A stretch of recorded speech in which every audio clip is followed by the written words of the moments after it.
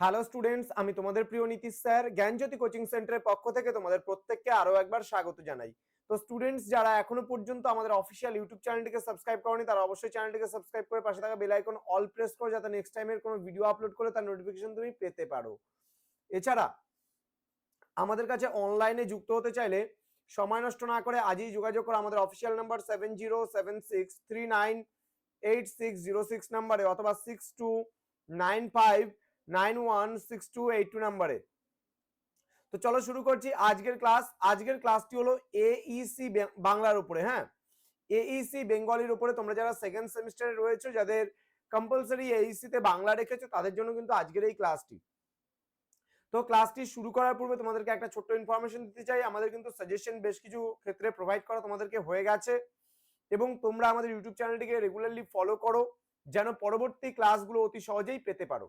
তো আজকের আলোচনার বিষয় অভিযোগপত্র কোন কোন ক্ষেত্রে লিখতে হয়, এরূপ 4টি ক্ষেত্রের নাম লেখো। এই প্রশ্নটা কিন্তু তোমাদের 2 মার্কসের জন্য আসার সম্ভাবনা প্রবল।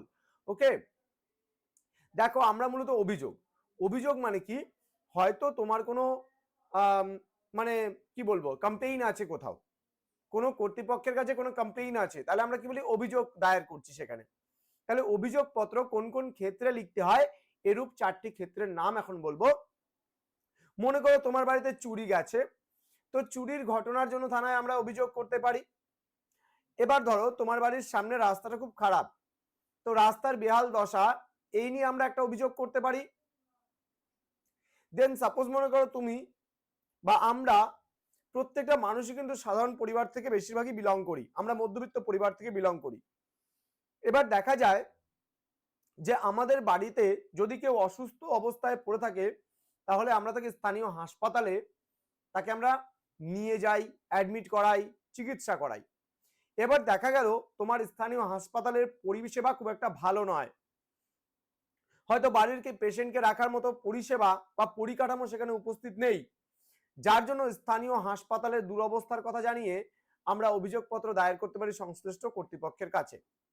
এবার সাপোজ মনে করো বিভিন্ন সময় আমরা দেখি অভিযোগ আমরা তুলি বিভিন্ন জিনিসের জন্য, কেমন রাস্তায় চলতে ফিরতে দেখা যায় দুর্গাপুজো কিংবা কালী পুজো বা যে কোনো সময়ে অতিরিক্ত চাঁদা আদায় করা হয় আমাদের কাছ থেকে।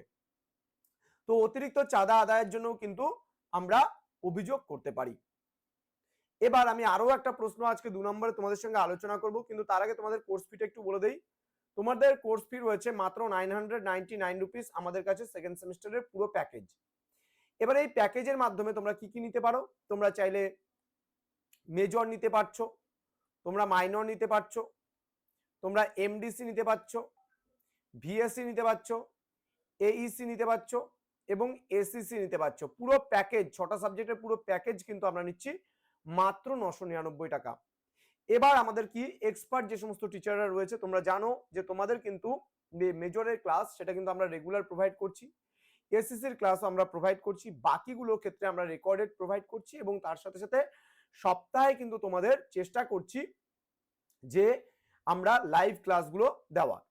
তো স্টুডেন্টস সময় নষ্ট না করে আজই যোগাযোগ করতে পারো আমাদের সঙ্গে। এবার আমরা পরবর্তী প্রশ্নের দিকে চলে আসব। তাৎক্ষণিক বক্তৃতায় যেসব সমস্যার সম্মুখীন হতে হয় তার দুটির যে কোনো উদাহরণ দিতে বলেছে।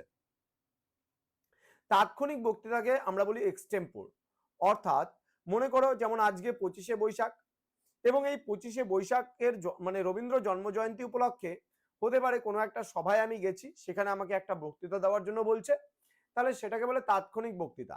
এবার এই তাৎক্ষণিক বক্তৃতা দেওয়ার সময় কি সম্মুখীন হতে হয় সমস্যার, দেখো প্রথমত তাৎক্ষণিক বক্তৃতা হলেও সেখানে বিভ্রান্তিকর বক্তব্য বা তথ্য পরিবেশন করা কিন্তু যাবে না, যা মানুষকে আঘাত করে বা মানুষের মনে বিরূপ ধারণা সৃষ্টি করে এমন কিছু কিন্তু করা যাবে না। আবার অনেক সময় তথ্য সম্পর্কে অবগত না হলে বক্তৃতার উপস্থাপন খুব একটা ভালো হবে না। মনে করো আমি সাপোজ গেলাম আজকে কোথাও, আমি ইনভাইটেড আছি, কোনো একটা কারণবশত হঠাৎ করে আমি জানতাম না যে আমাকে সেখানে বক্তৃতা দিতে হবে, হট করে বলছে যে স্যার আপনি একটা রবীন্দ্রনাথের উপরে একটা বক্তৃতা দিন। এবার আমি যদি রবীন্দ্রনাথ ব্যাপারে কিছু না জানি সেরকম ভাবে, তাহলে কিন্তু আমার পক্ষে বক্তৃতা দেওয়া সম্ভব নয়। তাহলে এই সমস্যাগুলোর সম্মুখীন কিন্তু আমরা হতে পারি। মনে করো আমাকে বললো তাৎক্ষণিক বক্তৃতা কাকে বলছে, যে কোনো বিনা প্রিপারেশন ছাড়া, অর্থাৎ কোনো প্রিপারেশন নেই, তোমাকে যে বলতে হবে সেটাও তুমি জানো না কিন্তু তোমাকে বলতে হচ্ছে, তাহলে সেটাই তাৎক্ষণিক বক্তৃতা। তাহলে এই বক্তৃতা দেওয়ার সময় কিন্তু আমরা এই সমস্ত সমস্যার সম্মুখীন হতে পারি বা হই।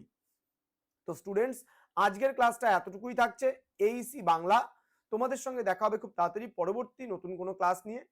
তোমরা যদি আমাদের নোটগুলো এক্সেস করতে চাও তাহলে অবশ্যই আমাদের সঙ্গে যোগাযোগ করো 7076398606 নাম্বারে অথবা 6295916282 নাম্বারে। তোমাদের টোটাল কোর্স ফি রয়েছে মাত্র তোমাদের সাধ্যের মধ্যে 999 রুপিস। তো স্টুডেন্টস, দেরি কিসের, আজই যোগাযোগ করতে পারো আমাদের সঙ্গে। চলো শুরু করছি পরবর্তী ক্লাসটা খুব তাড়াতাড়ি আগামী দিন। দেখা হচ্ছে পরবর্তী দিন। Thank you.